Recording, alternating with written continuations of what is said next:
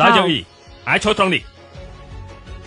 ពេលដែលម៉ាក់បង្កើតឯងគាត់ធ្លាក់ឈាមខ្លាំងស្ទើរតែបាត់បង់ជីវិតទៅហើយហើយលទ្ធផលជំនួយរបស់ប៉ាក៏បានធ្លាក់ចុះឥឡូវនេះឯងមកវិញក៏នាំជំងឺមកឲ្យបងស្រីទៀតឯងនេះពិតជាអាក្រក់ពិតមែន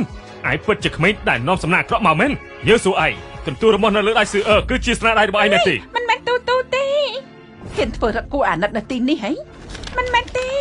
ទូស្លាញ់ប៉ាម៉ាក់ណាទូក៏ដល់ប៉ាម៉ាក់រាល់ថ្ងៃចង់ឲ្យប៉ាម៉ាក់ទទួលមកផ្ទះនេះជារបគ្រួសារដែលទូគូម៉ាក់ហេតុអីក្នុងរូបនេះអត់មានសៀវអើអញ្ចឹងបងស្រីត្រឡប់មកវិញហើយតែសៀវអើត្រូវដេញចេញដែរទេស្អុយណាស់អ្នកណានិយាយថាឯងជាគ្រួសារយើងខ្ញុំមានតែសៀវអើទៅជាប្អូន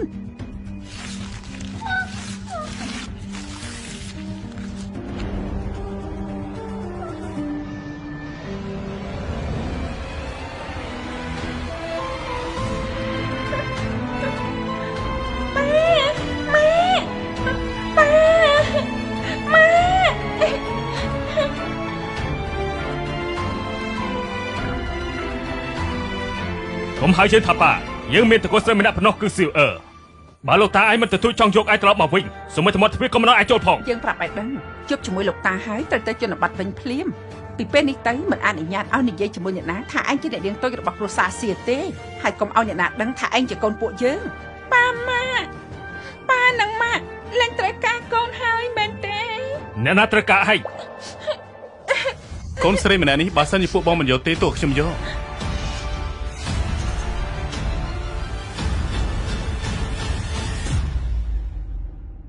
បងប្រុសបងថ្លៃកូនស្រីម្នាក់នេះបើពួកបងមិនយកទេខ្ញុំយក